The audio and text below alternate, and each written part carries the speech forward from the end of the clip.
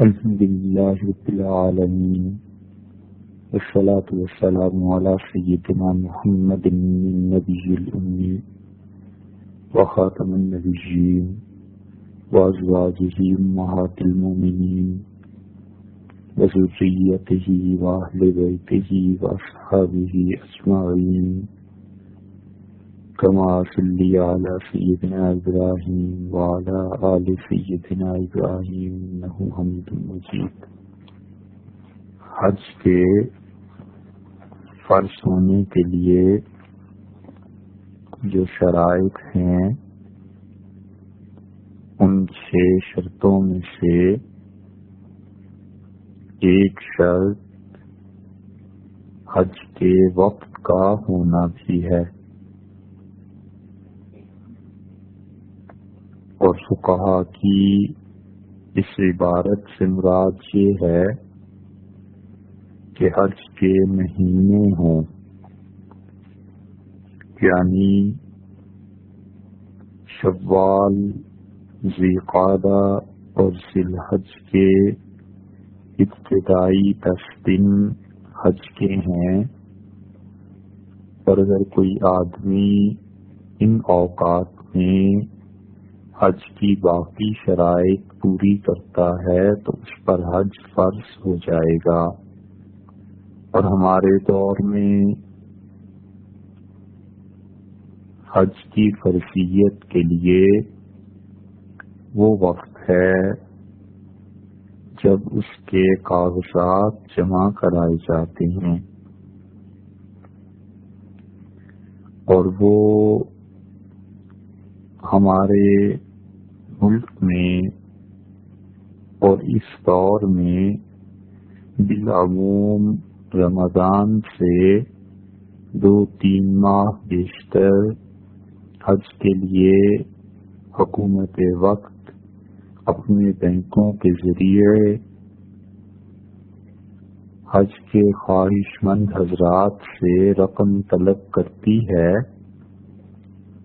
اور وزارت مذہبی امور اسے جمع کرتی ہے، اور پھر اس کے مطابق وہ پاسپورٹ اور ویزے وغیرہ سب چیزیں دیتے ہیں۔ سو اس لیے جب اشتہار حکومت کی طرف سے آتا ہے کہ حج کے خواہش مند حضرات اپنی درخواستیں جمع کرائیں،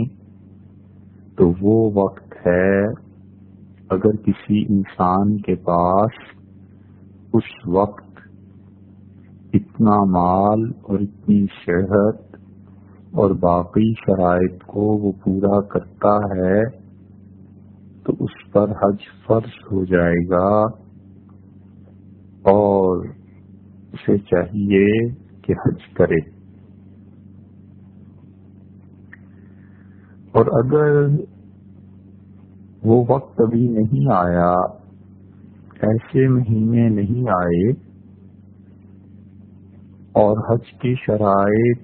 باقی تو پوری ہیں مگر وقت نہیں ہوا، اور کسی آدمی نے یہ سوچا کہ اگر یہ پیسہ میرے پاس رہا تو 2 مہینے کے بعد یا 1 مہینے کے بعد یا کچھ دن کے بعد حکومت حج کے لیے پیسہ طلب کرے گی، تو چلو پہلے ہی خرچ کر دیتا ہوں تاکہ مجھ پہ حج فرض ہی نہ ہو،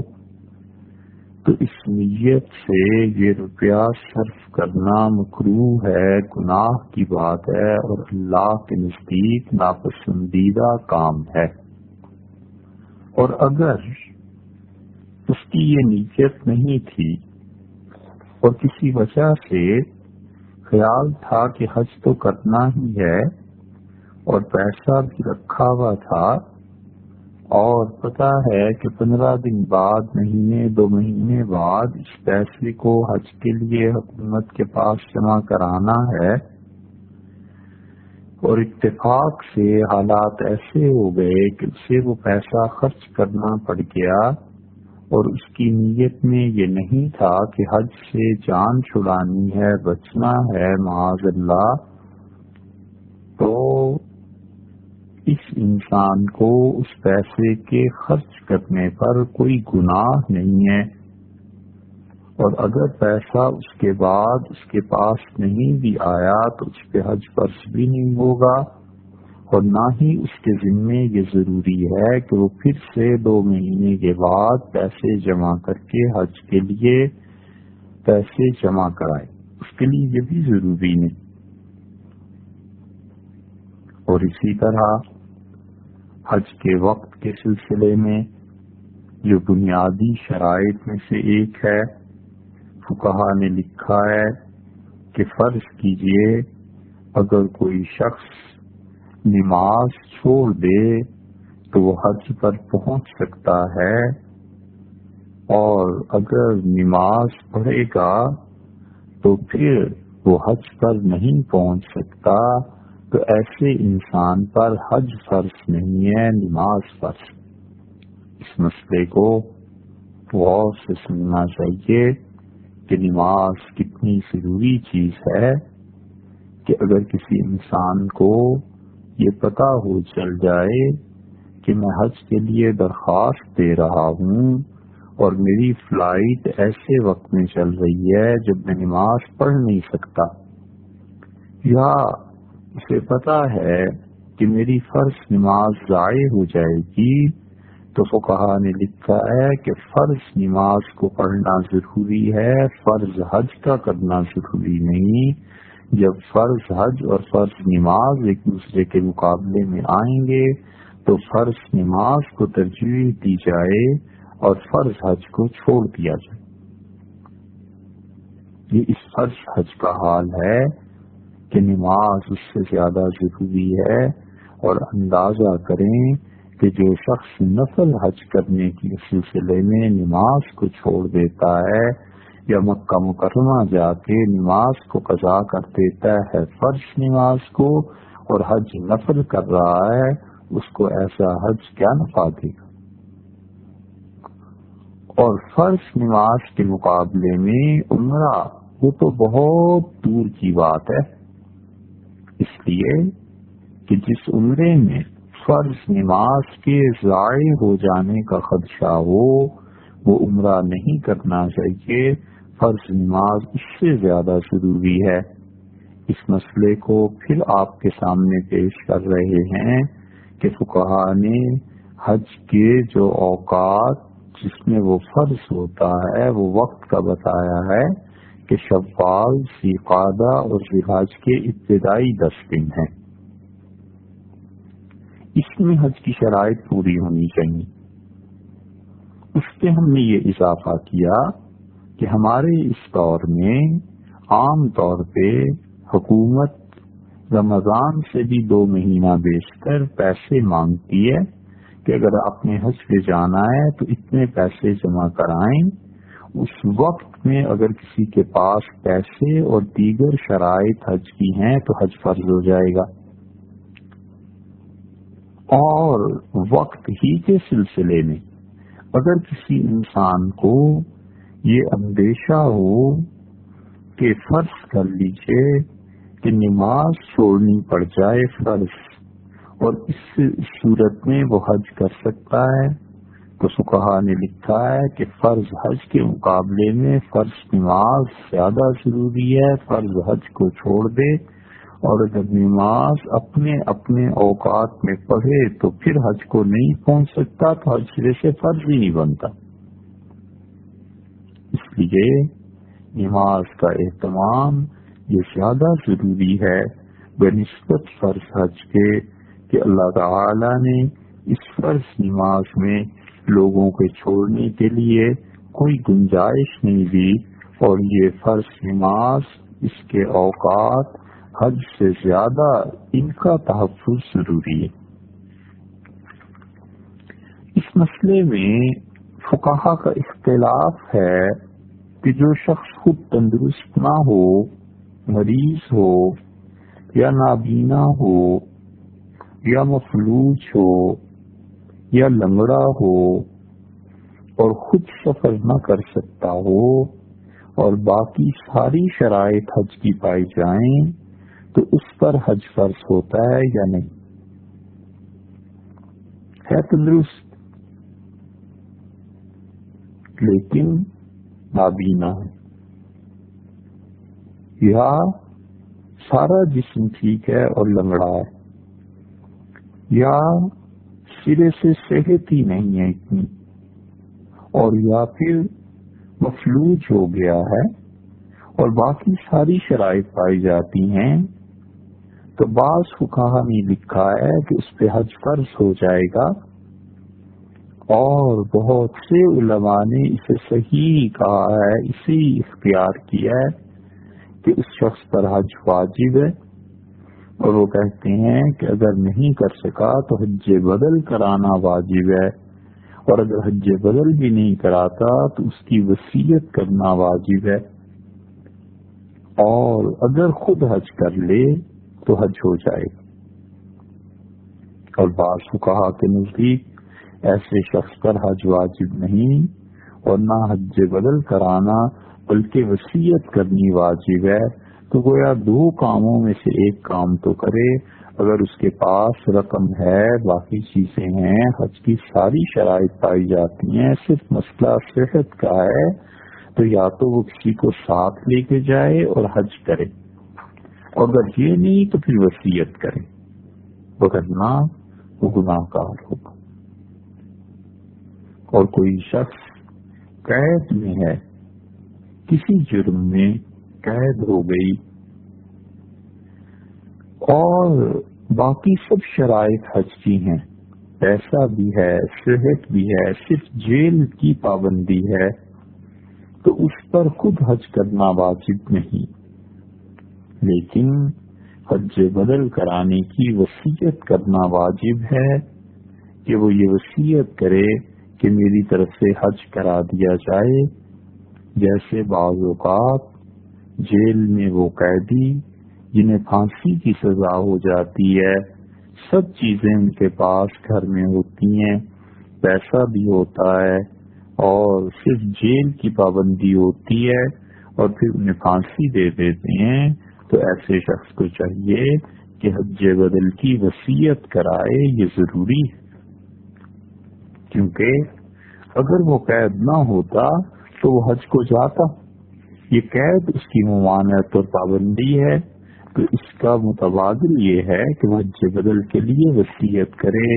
یہ مسئلہ، یہ بات جیل میں جو جن کے لیے ڈیتھ پینلٹی ہوتی ہے، یعنی موت کی سزا، ان لوگوں کو بتانا چاہیے تاکہ وہ اپنی وصیت میں اس چیز کا خیال رکھیں۔ عورت کے حج کرنے کے لیے کسی محرم یا شوہر کا ہونا بھی شرط ہے، اور اگر کوئی محرم موجود نہ ہو یا ہے لیکن وہ ساتھ جانے کے لیے تیار نہیں ہے، اسی طرح شوہر ساتھ جانے کے لیے تیار نہیں ہے، تو پھر ایسی عورت کا حج کرنا واجب اور ضروری نہیں ہوگا۔ اگر وہ ساری زندگی حج نہیں کر سکتی تو وصیت کرنی کہ میری طرف سے حج بدل کرایا جائے، یہ واجب ہے، تاکہ اس کی وصیت میں یہ بات رہے اور اللہ کے ہاں اس کی پوچھ نہ ہو۔ اور محرم وہ ہے عورت کے لیے جس سے نکاح کسی بھی وقت جائز نہ ہو، خواہ وہ نسب کے اعتبار سے ہو، رشتے داری کے اعتبار سے، باپ دادا پردادا ایسے، بیٹا یا پوتا ایسے، اور یا وہ دودھ شریک ہو، یا دودھ شریک بھائی جو ہوتے ہیں، اور دودھ شریک والد کے اعتبار سے، اور باقی جو رشتے دار ہیں دودھ شریک کے، ان کا بھی اعتبار ہے، وہ بھی محرم ہیں۔ اور سسرالی رشتے کی وجہ سے جیسے داماد اور سسر، یہ بھی محرم ہیں، اور اگر ان میں سے کوئی ساتھ جانے کو تیار نہیں تو اس خاتون کو یہ وصیت کرنی چاہیے کہ حج بدل اس کی طرف سے کرایا جائے۔ اور اگر خاتون بیوہ ہے اور کوئی محرم موجود نہیں، تو حج کرنے کے لیے اس پر نکاح کرنا واجب نہیں۔ یہ ضروری نہیں ہے کہ اب وہ نکاح ضرور کرے اور پھر حج پہ جائے، کوئی اس پہ پابندی نہیں ہے۔ اگر وہ نکاح نہیں کرتی اور اس کی وجہ سے اس کا حج رہ جاتا ہے اور ساری شرائط اگرچہ موجود ہوں لیکن ایک یہ شرط ہے اس کی کمی ہے، تو ایسی بیوہ خاتون گناہگار نہیں ہوتی۔ اور محرم کا عاقل، بالغ اور دیندار ہونا ضروری ہے، اور اسی طرح شوہر کے لیے بھی عقل مند ہونا ضروری ہے، دیندار ہونا ضروری ہے۔ فرض کر لیجئے کہ کسی خاتون کا شوہر ہے لیکن ہے بے وقوف اور اسے کچھ دنیا کی سمجھ ہی نہیں، یا بہت ہی سادہ ہے اور کچھ اسے پتہ نہیں چلتا، تو وہ اس کی موجودگی کے ہوتے ہوئے بھی عورت پر حج فرض نہیں ہوگا، کیونکہ وہ اتنا بے وقوف ہے کہ اس کے ساتھ اگر سفر کرے گی تو کوئی اس کا اعتبار نہیں، کہیں بیٹھ جائے، رہ جائے، کھو جائے، لوگوں میں گھبرا جائے۔ تو اس لیے عقل مند ہونا بھی محرم کا ضروری ہے۔ اگر اس کے دماغ میں کچھ خلل ہے یا کسی بھی وجہ سے وہ عقل مندوں میں شمار نہیں ہوتا، تو ایسا محرم ہونا نہ ہونا برابر ہے حج کے لیے۔ اگر محرم یا شوہر اپنے خرچے سے حج پہ جانے کے لیے تیار نہ ہو تو اس کا خرچہ بھی عورت کے ذمہ ہوگا۔ تو ایسی صورت میں محرم اور شوہر کا خرچہ بھی اس خاتون کے پاس ہوگا تو اس پہ حج فرض ہوگا۔ اور اگر اس خاتون کے پاس صرف اتنا ہی پیسہ ہے کہ اس کا اپنا ہی معاملہ صحیح ہو سکتا ہے اور محرم کے لیے پیسہ اس عورت کے پاس نہیں، اور وہ اپنے پاس سے پیسہ خرچ کرنے کے لیے تیار نہیں، تو بھی اس خاتون پہ حج فرض نہیں ہوگا۔ اور حج کرنے کے لیے خاتون شوہر کو کہ اپنے محرم کو مجبور نہیں کر سکتی، وہ آزاد ہیں، چاہیں تو اس کا ساتھ دیں اور حج پہ چلے جائیں، اور چاہیں تو اس کا ساتھ نہ دیں، نہ جائیں۔ اور جس عورت پر حج فرض ہو گیا اور محرم بھی ساتھ لے جانے کے لیے موجود ہے، مثلاً اس کے سسر، مثلاً اس کا بیٹا، مثلاً اس کا داماد، تو شوہر فرض حج سے نہیں روک سکتا۔ ہاں اگر محرم ساتھ نہ ہو تو حج نفل ہو تو پھر روک سکتا ہے، ورنہ عورت پہ حج فرض ہو جائے اور محرم کوئی اور شوہر کے علاوہ ساتھ جانے کے لیے تیار ہے تو شوہر فرض حج کے لیے عورت کو نہیں روک سکتا، اس کا حق نہیں بنتا۔ عورت نے نظر مانی کہ میرا فلاں کام ہو جائے تو میں اللہ کے لیے حج کروں گی، تو اس نظر ماننے سے یہ نظر منعقد ہو جائے گی، یعنی اس عورت کے ذمے فرض حج کرنا ضروری ہوگا۔ مثلاً کسی خاتون نے نظر مانی کہ اگر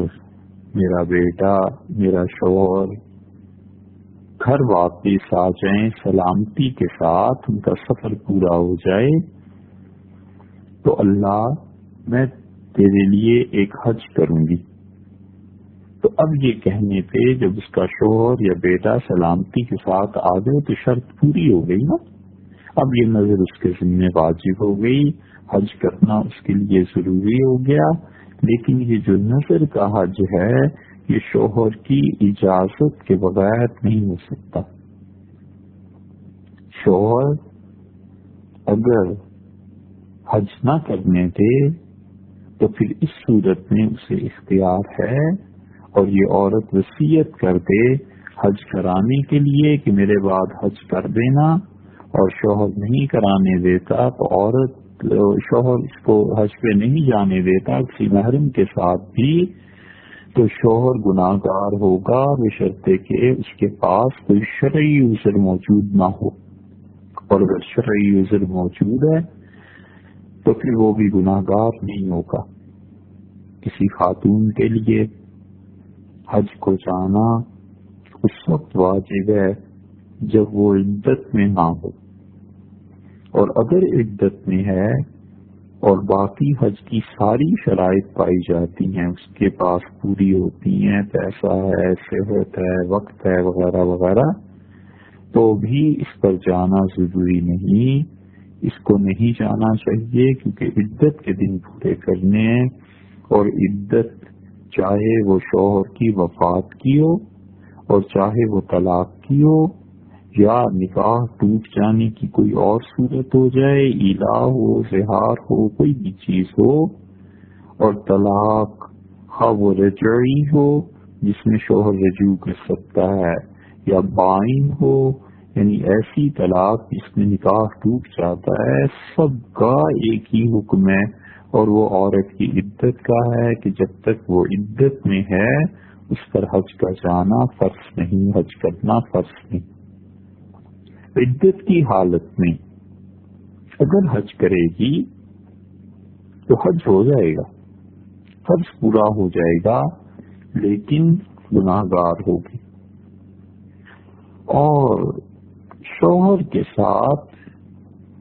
راستے میں حج کے لیے چلے اور لڑائی جھگڑا ہو گیا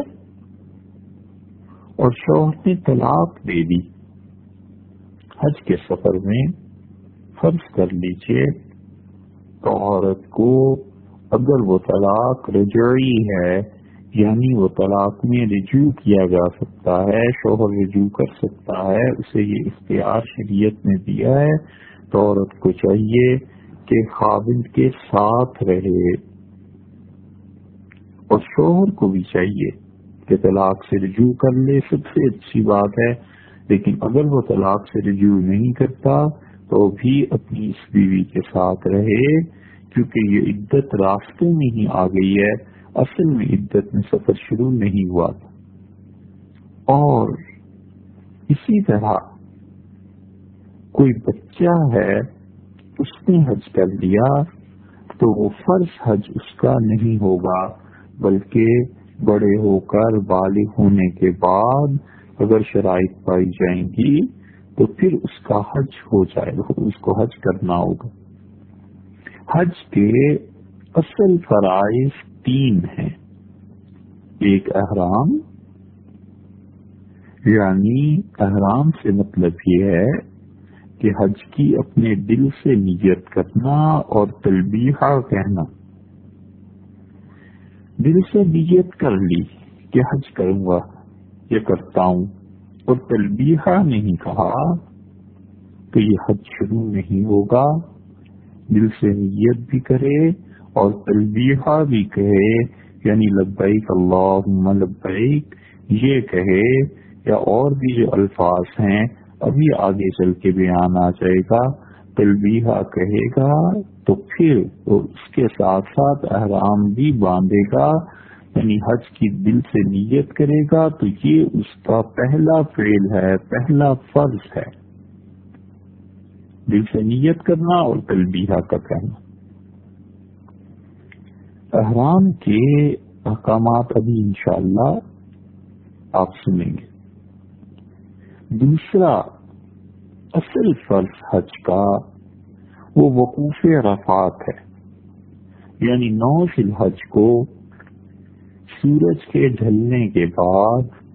زوال آفتاب کے وقت سے لے کے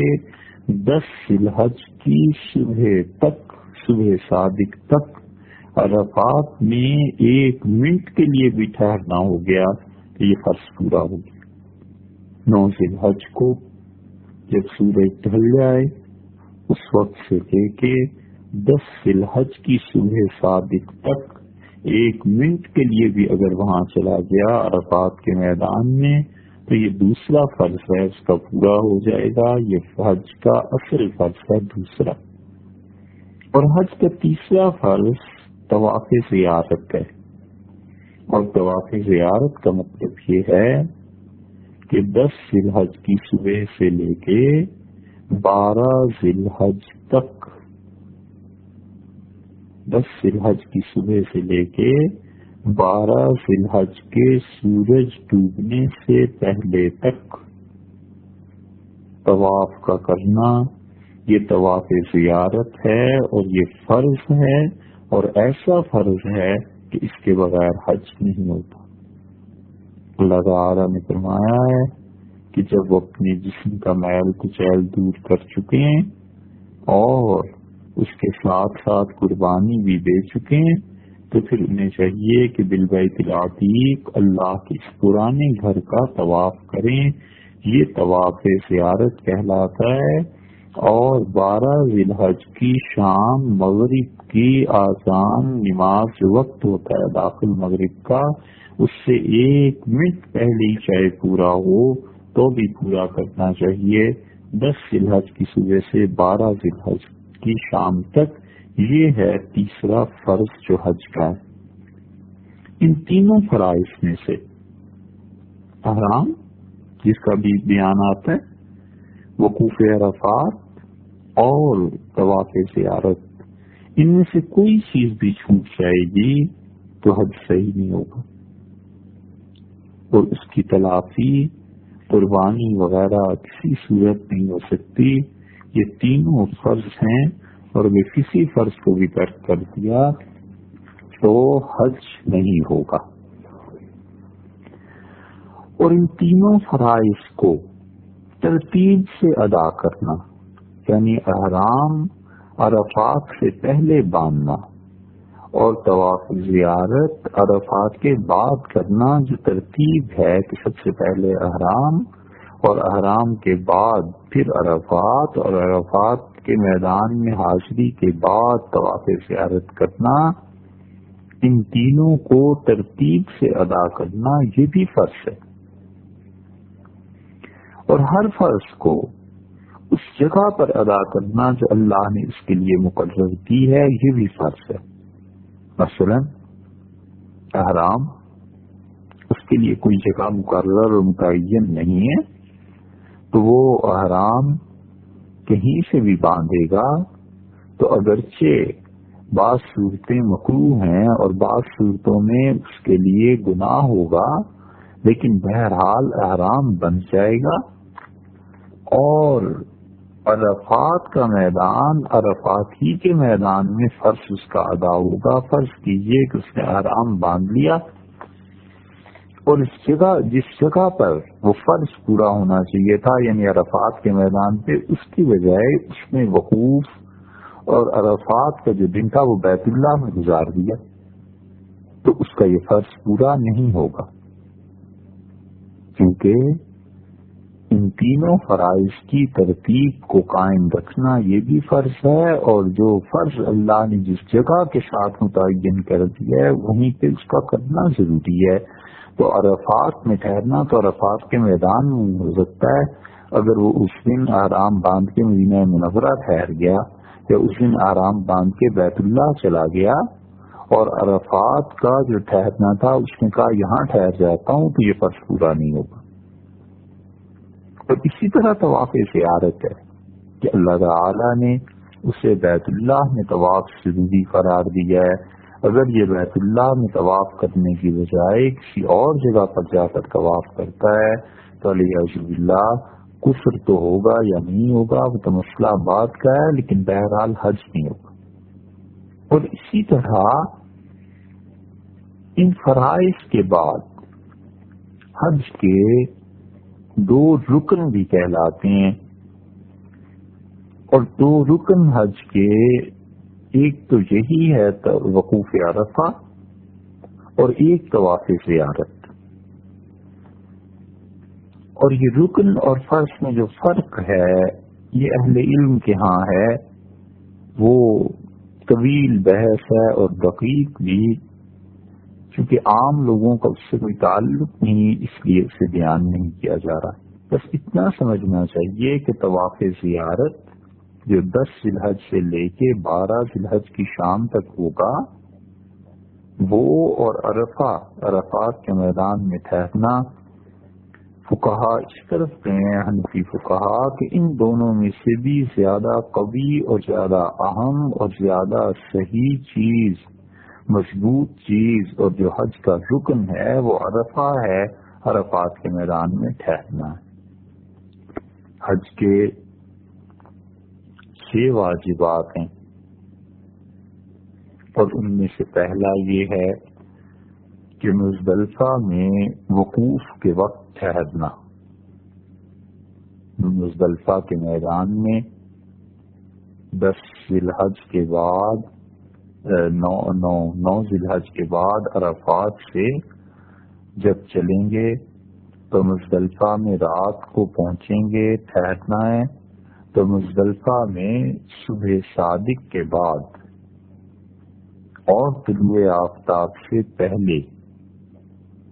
یہ جو وقوف ہے 10 ذی الحج ہو جائے گی صبح صادق کے بعد اور طلوع آفتاب سے پہلے مزدلفہ میں ٹھہرنا یہ واجب ہے۔ اور مزدلفہ کی یہ رات ان لوگوں کے لیے جو مزدلفہ میں ہیں، ان لوگوں کے لیے ان کے حق میں لیلۃ القدر سے افضل رات ہے۔ اس لیے یہ مزدلفہ کو جو وقوف ہے چاہیے کہ لوگ اس رات میں اللہ کی عبادت کریں اور چاہیے کہ جتنا بھی ہو سکے ذکر کریں، لیکن اہم ترین کام جو کرنے کا ہے وہ یہ کہ صبح صادق جب ہو جائے تو اس کے بعد وہاں پر کچھ دیر ٹھہرے، یہ ٹھہرنا واجب ہے۔ صفا اور مروہ کے درمیان سعی کرنا یہ دوسرا واجب ہے، اور صفا سے مروہ تک ایک چکر اور مروہ سے صفا تک دوسرا چکر، اس طرح 7 چکر لگانا یہ سعی کہلاتی ہے اور سعی واجب۔ رمی اور شیطان کو کنکر مارنا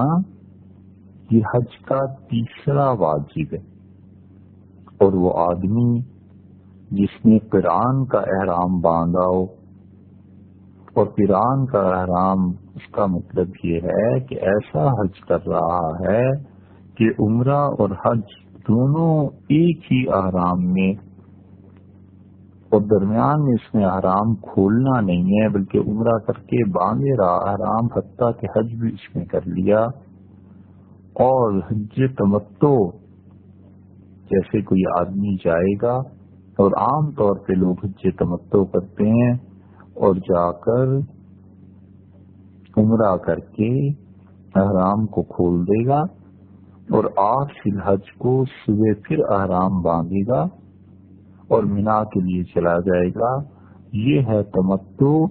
وہ جو قران والا حاجی ہے اور تمتع والے حاجی صاحبان، ان کو قربانی کا کرنا اور اللہ کے شکریہ ادا کرنے کے لیے کہ اللہ نے حج اور عمرہ دونوں کی توفیق دی، ایک جانور کو ذبح کرنا، یہ ذبح کرنا واجب ہے، اور یہ چوتھا واجب ہے حج کا۔ حج کا 5واں واجب سر کے بال منڈانا اور کتروانا۔ یا تو بال بڑے ہوں اور کوئی آدمی حجامت کرا لیتا ہے اور سر کے بال اتنے کٹوا دیتا ہے کہ 1/4 سر کے بال مجموعی اعتبار سے کٹ جاتے ہیں، یہ بھی درست ہے، واجب ہے، پورا ہو گیا۔ دوسری صورت یہ ہے کہ کوئی آدمی اپنے سر کے 4 حصے بنا لے اور ایک حصے کے بال اتروا دیے اور 3 حصے سر پہ باقی ہیں بال، یہ فعل حرام ہے، ایسے نہیں کرنا چاہیے۔ بعض نادان جنہیں ان مسائل کا علم اور خبر نہیں ہوتی اور کچھ سیدھے بھی ہوتے ہیں، آپ دیکھیں گے کہ وہ 1/4 سر کے بال منڈوا دیتے ہیں، باقی سر کے بال بھی قائم، یہ فعل حرام ہے، ایسے نہیں کرنا چاہیے۔ دوسری صورت یہ ہے کہ کوئی آدمی کئی مرتبہ اس میں بال کٹوائے اور ہوتے ہوتے ایک پور کے برابر رہ گئے، انگلی کے ایک پور کے، اپنی انگلی کا جس کا ایک پور ہے اس کے برابر، تو اب سوائے منڈوانے کے اور کوئی صورت نہیں ہے، سارے سر کے بال اتروائیں گے پھر ہی آرام کھلے گا۔ اب ایک چوتھائی جو تھا کہ سر کے بال کٹوا لیے جائیں، وہ چیز وہ رعایت ختم ہو گئی۔ اور تیسری صورت یہ ہے جو سب سے افضل ہے کہ سر کے سارے بال منڈوا دے۔ نبی کریم صلی اللہ علیہ وسلم نے خود بھی ایسے ہی کیا تھا، اور حدیث میں آتا ہے کہ جب آپ تشریف لائے تو آپ نے کہا رحم اللہ المحلقین، اللہ کی رحمت ہو ان پہ جنہوں نے حلق کروایا، سر کے سارے بال کروا دیے۔ تو ظاہر ہے صحابہ رضی اللہ عنہ میں اور بھی لوگ کھڑے تھے جنہوں نے صرف حجامت کروائی تھی، ایک چوتھائی بال کٹوائے تھے، تو انہوں نے عرض کیا کہ اللہ کے رسول والمقصرین، اور جنہوں نے صرف حجامت کروائی ہے ان کے بارے میں بھی ارشاد ہو۔ تو رسول اللہ صلی اللہ علیہ وسلم نے فرمایا رحم اللہ المحلقین، اللہ کی رحمت ہو ان پر جنہوں نے سارے بال منڈوا دیے۔ صحابہ رضی اللہ عنہ کہتے ہیں ہم نے دوبارہ عرض کیا تو رسول اللہ صلی اللہ علیہ وسلم نے تیسری مرتبہ یہ فرمایا کہ المقصرین، اور ان پہ بھی ہو جائے جنہوں نے حجامت کرائی۔ رحم اللہ کے الفاظ پھر بھی نہیں ارشاد فرمائے، یہ فرمایا کہ ان پر بھی۔ تو اس لیے سب سے افضل تو یہ ہے کہ انسان عمرے میں یا حج میں جب جائے تو سارے سر کے بال کروا دے، اور یہ بال جو سر کے اتارے جائیں گے یہ قیامت میں اس کی نیکیوں میں شمار ہوں گے اور نامہ عمل میں تولے جائیں گے، اللہ کے ہاں ضائع جانے والی چیز نہیں۔ بعض فقہا نے حج کے 30 سے زیادہ واجبات شمار کیے، آپ نے تو 6 سنے ہیں ابھی، اور بعض حضرات نے اس کے 30 اور 35 تک واجبات بیان کیے ہیں، لیکن ہم نے صرف ان واجبات کو بیان کیا ہے جو بلا واسطہ اچھی ہیں، باقی جو اور واجب افعال حج میں کرنے پڑتے ہیں انشاءاللہ اس کا بیان بھی کسی وقت آ جائے گا۔ اس کے بعد جب آپ نے فرائض سن لیے، واجبات سن لیے، ارکان سن لیے، تو حج کی سنتیں، اور حج کی سنتوں میں سے پہلی سنت یہ ہے کہ جس آدمی نے افراد کا احرام باندھا ہے یا قران کا احرام باندھا ہے، وہ جب بیت اللہ میں آئے تو طواف قدوم کرنا۔ طواف قدوم کا مطلب یہ ہے کہ اللہ تعالی کا شکر ادا کرنے کے لیے، اس شکریہ کے لیے وہ ایک مرتبہ طواف کرے گا بیت اللہ کا کہ اللہ نے یہاں آنے کی، حاضری کی توفیق بخشی۔ یہ طواف قدوم کہلاتا ہے اور حج کی سنتوں میں سے ایک سنت ہے۔ اس طواف قدوم میں رمل کرنا، رمل کا مطلب یہ ہے کہ جھپٹ کر چلنا، تیز چلنا، اور یہ صرف مردوں کے لیے ہے، عورتیں نہیں، وہ ایسے نہ کریں۔ اور آج کل تو رش اتنا زیادہ ہوتا ہے کہ اگر کوئی آدمی مرد بھی کرے تو دوسروں کو تکلیف پہنچنے کا اندیشہ اور خطرہ ہوتا ہے، تو اس لیے اگر کسی کو بھی تکلیف کا خطرہ ہے کہ اس کی سنت پہ ادائیگی سے، سنت پہ عمل کرنے سے دوسرے کو تکلیف پہنچ سکتی ہے، تو اس سنت کو چھوڑ دے۔ اور اگر طواف قدوم میں رمل کسی اور وجہ سے رہ جائے تو طواف زیارت میں رمل کر لے، یا پھر طواف وداع پر رمل کر لے، یہ سنت اس کی پوری ہو جائے گی۔ قران ہے یا افراد کا حج ہے تو طواف قدوم میں پہنچنے کے ساتھ جو طواف کرنا ہے اس میں رمل کرے، اگر اس میں نہیں تو طواف زیارت میں کر لے، اس میں بھی نہیں تو طواف وداع میں کر لے۔ تینوں طواف میں جہاں بھی کر لے گا سنت کی ادائیگی ہو جائے گی، لیکن خیال رہے کہ اس کے سنت پہ عمل سے دوسروں کو تکلیف نہ پہنچے۔ تیسرا کام جو سنت کا ہے وہ یہ ہے کہ امام 3 خطبے دے، 7 ذی الحج کو مکہ مکرمہ میں، 9 ذی الحج کو عرفات میں، اور 11 ذی الحج کو منا میں، اور رسول اللہ صلی اللہ علیہ وسلم احکامات کو بیان فرمایا کرتے تھے۔ یہ حج کی سنتوں میں سے ہے، لیکن یہ تعلق تو امام کے ساتھ ہے، عام لوگوں کا اس میں حصہ نہیں۔ چوتھی سنت یہ ہے کہ 9 ذی الحج کی رات کو منا میں رہنا، یعنی 8 ذی الحج کو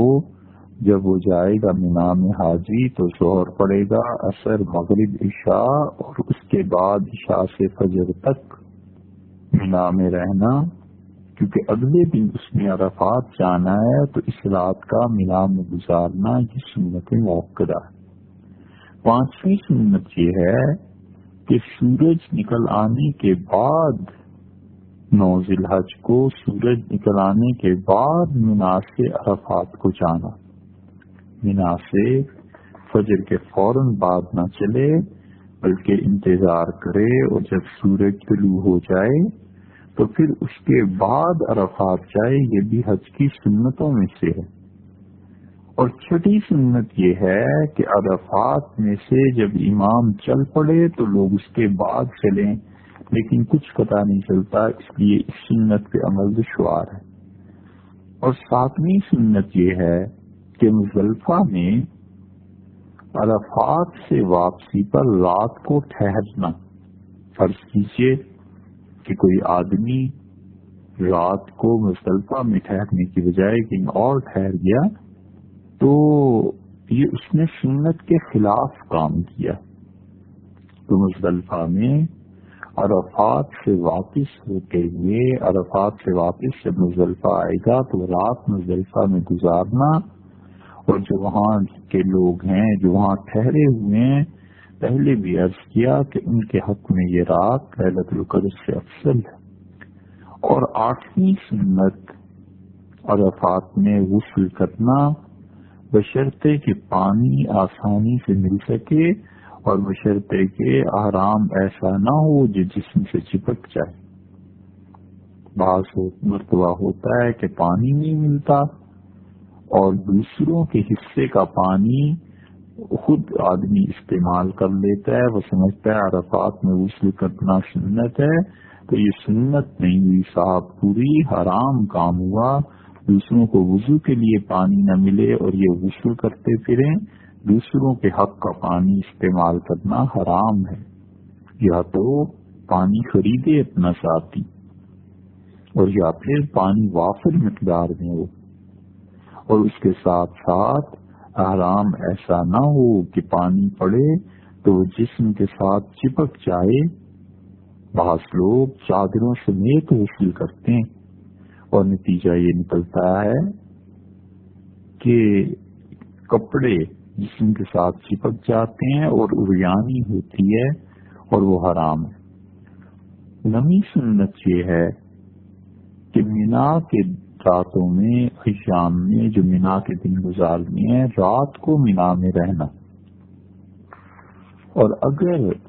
کوئی آدمی منا میں نہ رہے اور شرعاً اس کے پاس کوئی عذر بھی نہ ہو تو یہ سنت کے خلاف کرنے کی بات ہے، نہیں کرنا چاہیے۔ اور 10ویں سنت فقہا نے منا سے واپسی پہ وادی محسب میں ٹھہرنے کی لکھی ہے، لیکن وادی محسب کہاں ہے اور کتنی ہے اب اس کا تلاش کرنا بہت دشوار ہو گیا ہے، اس لیے اس کی بجائے وہ سیدھا مکہ مکرمہ میں جب آئے گا تو یہ سنت اگرچہ رہ جائے گی لیکن بہت دشوار ہے۔ جو پرانے حضرات ہیں مکہ مکرمہ میں رہنے والے، اور وہ بھی کوئی فقہ آدمی ہو،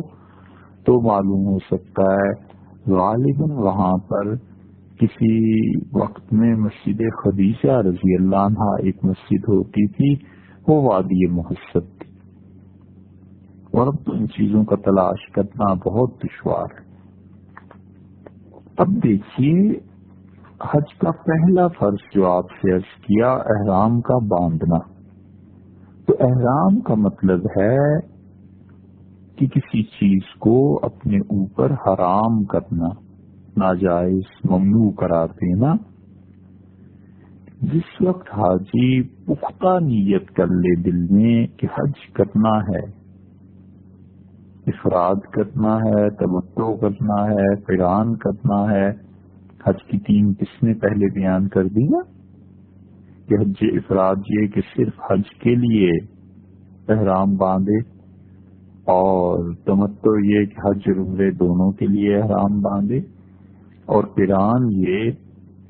کہ حج اور عمرہ دونوں کرنے کے لیے ایک ہی احرام باندھے۔ تو تینوں میں سے کسی چیز کے لیے بھی احرام باندھنے کی جب وہ پکی نیت کر لے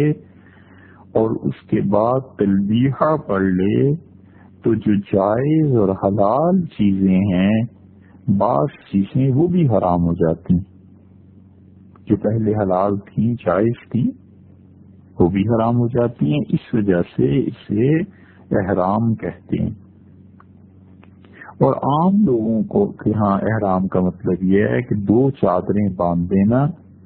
تو 2 چادریں در حقیقت احرام نہیں۔ احرام تو حقیقت میں وہ پابندیاں ہیں جو شریعت اب اس پہ لگا رہی ہے،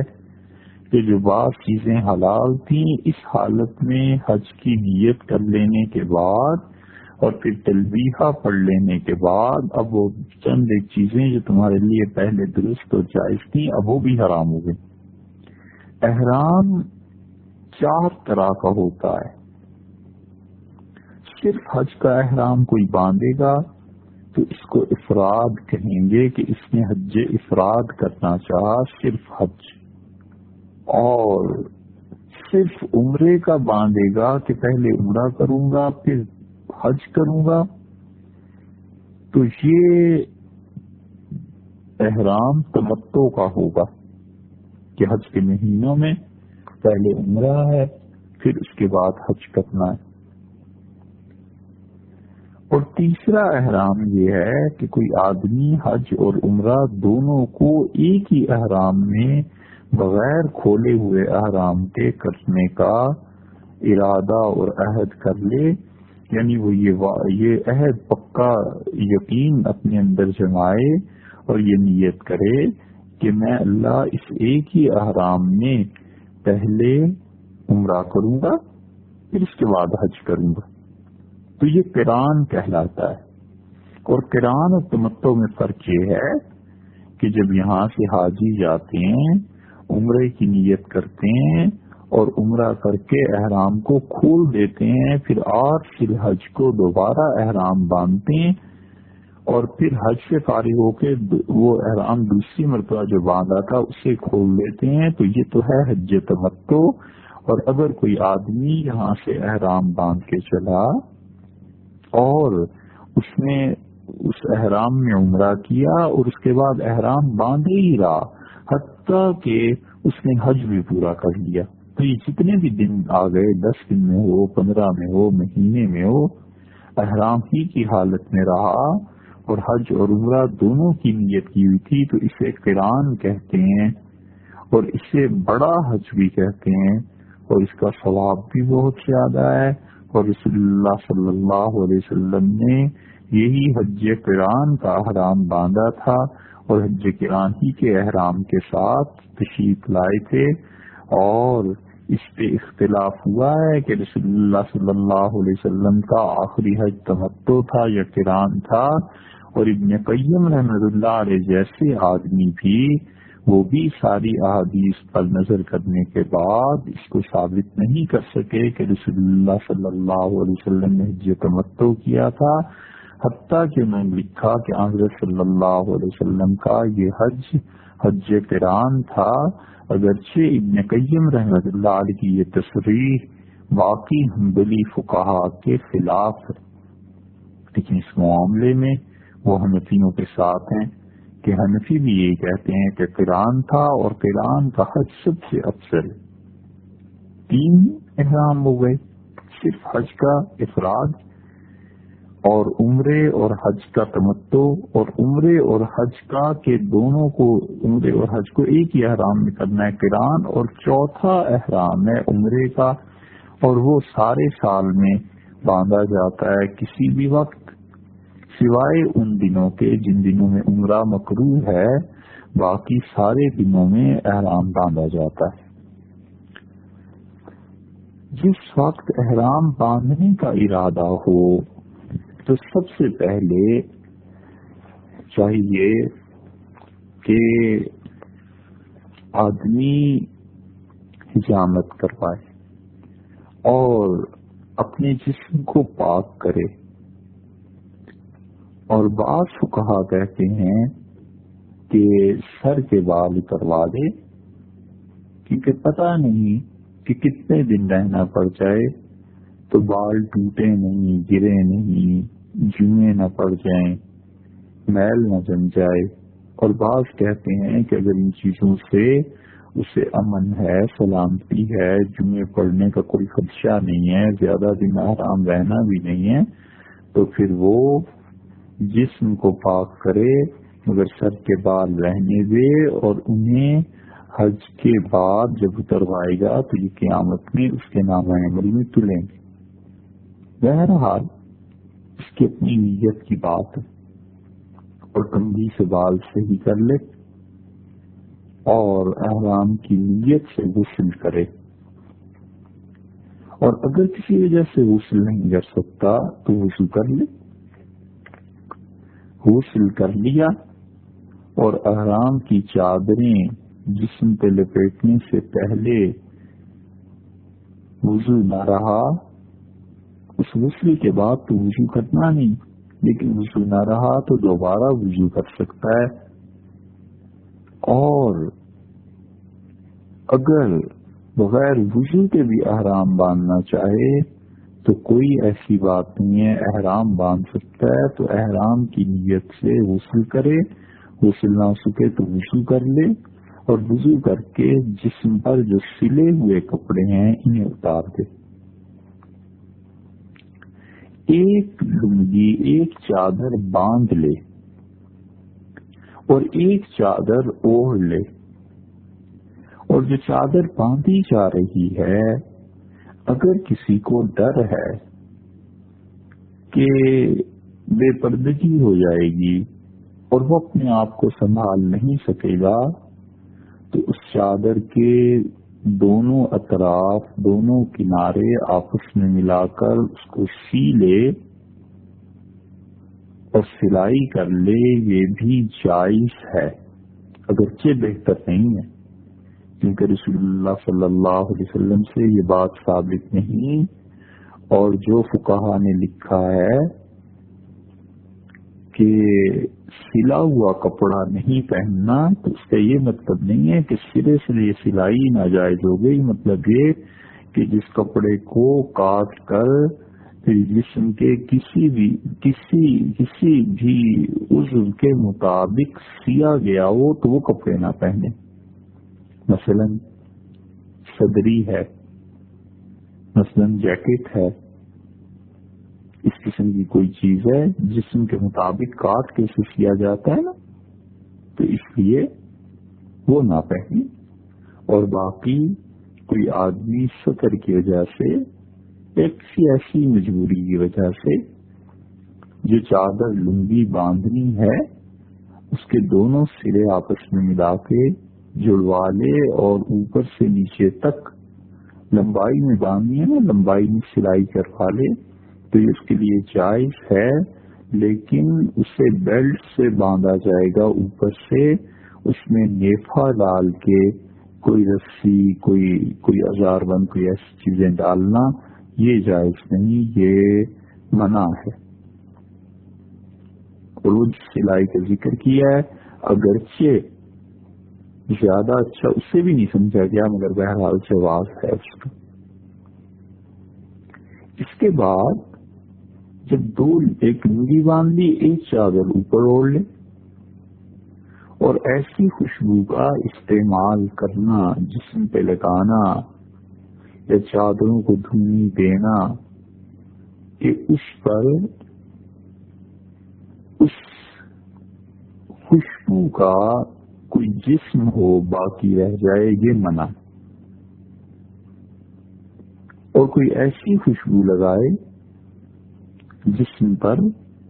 جس کا اپنا کوئی وجود ایسا باقی نہ ہو تو یہ درست ہے، لیکن احرام کی چادروں پہ وہ بھی نہ لگائے۔ بہتر یہی ہے کہ احرام کی چادروں کو بالکل خوشبو سے الگ رکھا جائے۔